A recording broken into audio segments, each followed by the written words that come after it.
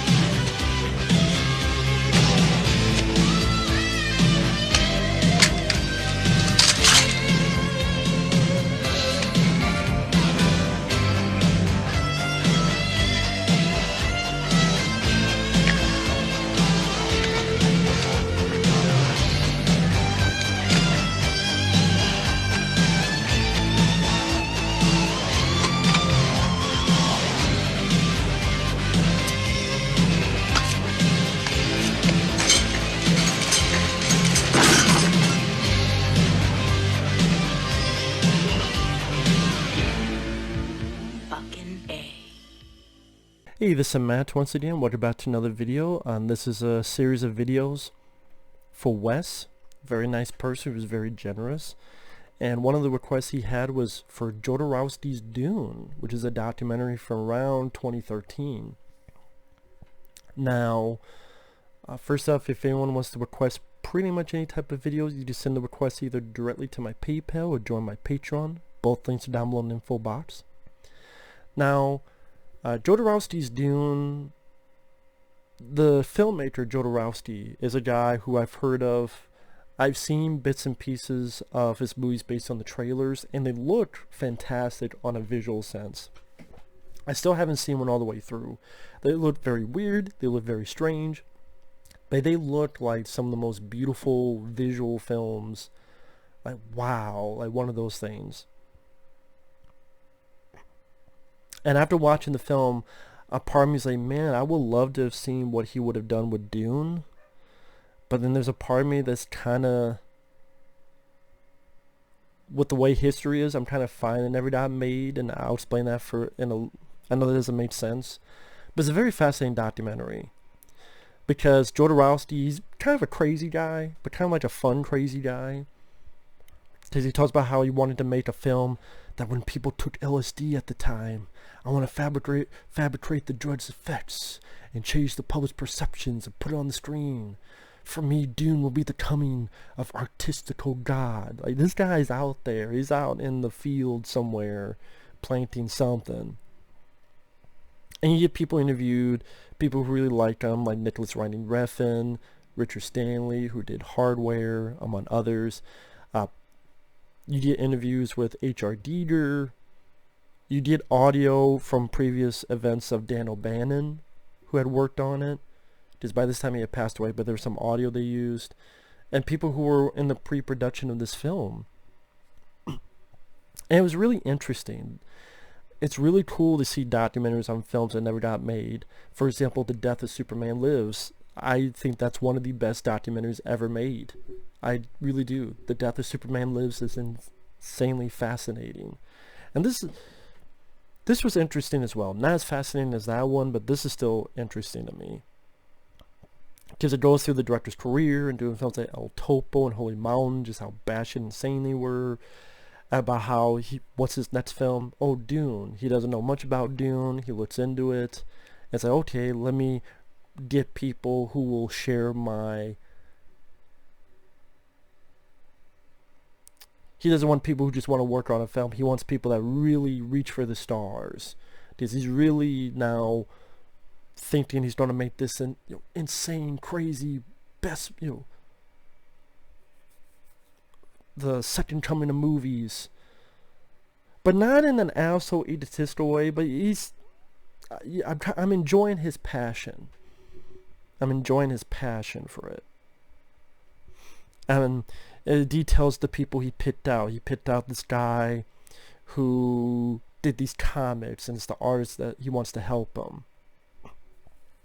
It details what he wanted to do with the film, like the first shot. He wanted to have this long shot going through the universe that would be inspired by Orson Welles' Touch of Evil, but would be an even longer shot. Kind of like the shot that you would see in Contact at the beginning of that film, where it's going through all the cosmos and pretty long shot.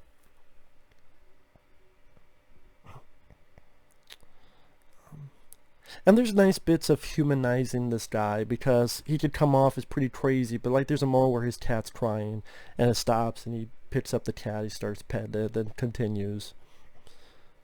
I think that was, the documentary had nice little touches like that. About how he talked to Douglas Trumbull, who did Effects of 2001. He's like, I cannot work with him. He is not my spiritual warrior. So then he got Dan O'Bannon because he saw Dark Star. And he was so amazed by the effects in Dark Star, I guess for the budget, that Dan O'Bannon, I want you to do my effects. And about how he got David Carradine for a role. And there's a fun moment about his first meeting with David Carradine. How each planet, it would be a different composer or different band. So one would be Pink Floyd, and there's a fun story where how he met Pink Floyd. That was a very funny story. And then his ideas for the film, which was very strange.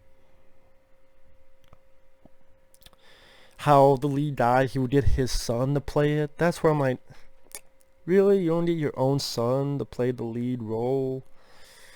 Yeah, that's where you're kind of losing me, buddy. I mean, there's other weird shit too, but one guy who wants to be paid $100,000 per hour.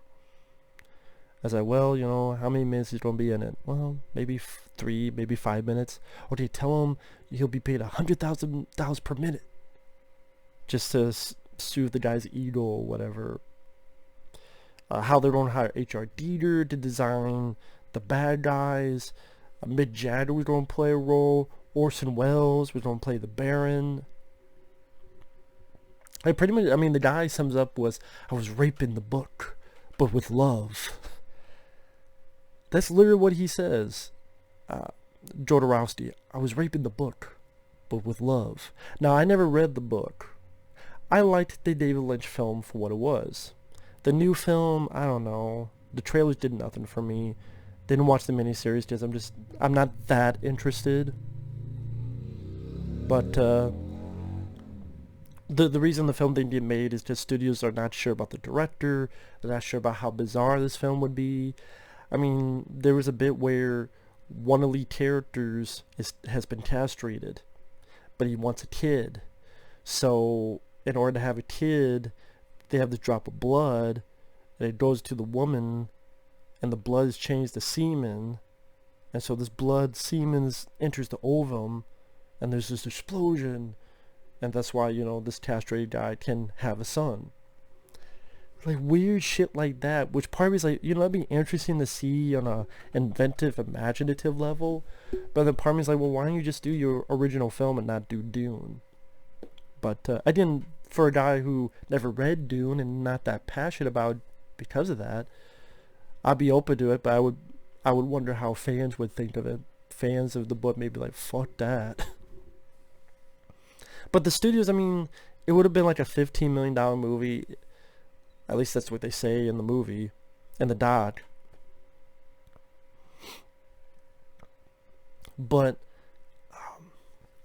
the studios were unsure, it's because it was going to be a long film, it's going to be a bizarre film. I don't know about your director, so we're not really comfy on giving you the money. And what I enjoyed about it is, number one, I enjoy hearing about films that were never made, because it paints a picture of an alternate reality. What if that film was released? What could have happened? What might have happened? And then people at the end of the documentary, people talk about how studios were given this book with all these illustrations that detail what the film would be step by step. And that a lot of people probably took a look at that and maybe were inspired by it for a variety of films afterward. Now, whether that was the case, I don't know. There's no really proof of that. Yeah, that scene is similar to that, but It could be just people thinking alike, not that they stole from this script.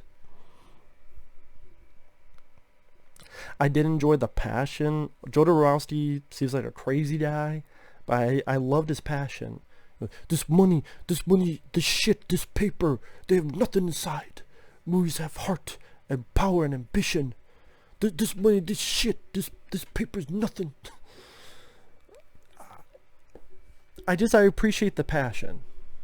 I appreciate that he really wanted to do this because he was in love with this project. He was in love in making the film. And that passion is kind of, what's the word I'm looking for? Infectious. Infectious love of wanting to make this film and how passionate he was. And based on the few stuff I've seen about his movies, it would have been a visually beautiful film. And part of me wishes it would have got made. Now, I said at the beginning, part of me is like, I understand what... Part of me said, I'm kind of glad it didn't get made. Now, why do I say that? Imagine a studio like Fox or Warner Brothers or someone did this movie and they gave him $15 million. Number one, with how passionate this guy is, because there'd be new things, how we don't do this, I guarantee you it would be over budget. I guarantee you it would go over schedule. That happens. Happened with Superman, and happened with... I would bet it happened with 2001 Space Odyssey. I mean, this stuff happens. So it'd probably be 20 million, probably 25 million, maybe even be 30 million. Which at the time was a lot of money. Now, I think because how bizarre it is, it would not do well. Just, you look at the history of films, when something is that bizarre, 9 times out of 10 it flops. Now, I think it would have been a cult film, but I think it would have bombed.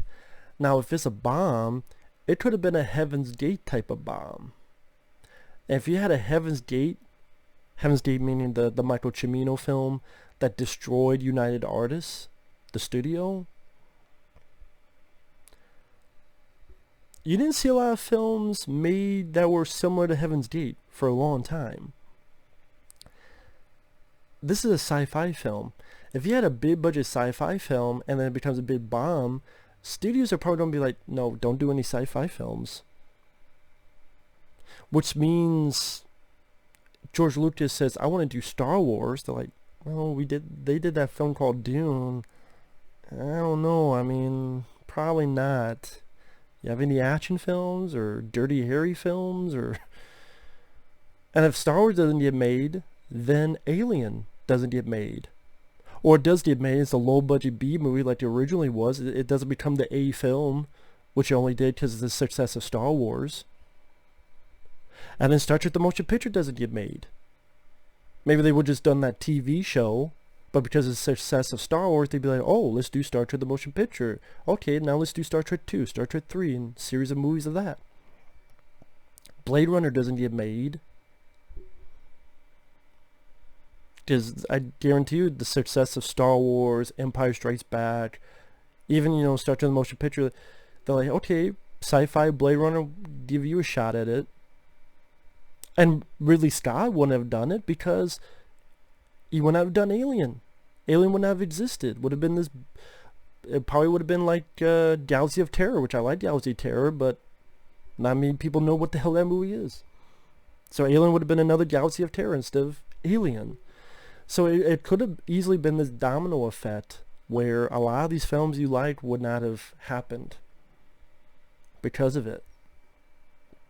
That if this film came out and was a big bomb, which again I think it would have been with how crazy and weird it was, it like I said, Star Wars would not have been made, and if that didn't get made, you wouldn't have Alien the way it is. You wouldn't have Ridley Scott doing Alien. And if that didn't exist, then Ridley Scott would not do Blade Runner because Alien led him to doing Blade Runner. See, that's what I mean. It'd be this domino effect. So yes, on hindsight, I think it's for the best it didn't get made. On the flip side, it sounded like a very interesting film. Probably would have been better than David Lynch's Dune. At least on the more visually crazy and creative. I don't even hate that film like other people do.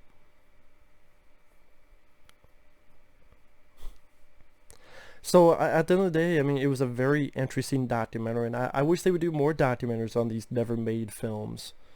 I wish they did a full documentary on the destruction of Supernova, that movie, and the scripts that were made beforehand, and all the different edits about Supernova. I think there's a lot of story there. That's why the Blu-ray by Stream Factory was disappointing. I'm like, no, there's a lot more stories to be had here. And even the George Miller Justice League that was going to happen, and Isobar that was a few weeks before it had made with Sylvester Stallone, Kim Basinger, James Belushi. Roland Emmerich was going to direct it. It was going to be a monster movie on a train. Rick Baker was going to do this plant type creature that needed water from humans, so it would suck the water out of humans, and Stallone was on the supersonic train in the future. Wish that got made, I really do. See, but do a documentary on that. See, Death of Superman Lives, and this shows that you can get a lot of cool, interesting things with that. But yeah, this was my cup of tea. This is in my wheelhouse, so to speak. I'm fascinated by this type of stuff. So this was a fun watch. I recommend anyone who enjoys someone who, even if you don't agree with all they say, they definitely have a fun passion behind them. And there's some funny stories. I didn't want to spoil it all so that you could see for yourself. Some beautiful artwork. At times they do this cool thing where they take some of the storyboards and they move them to kind of illustrate what it would have been on film. This was a lot of fun. This was cool. So, with that said, thanks for watching. Take care. We will see you guys later. Bye-bye.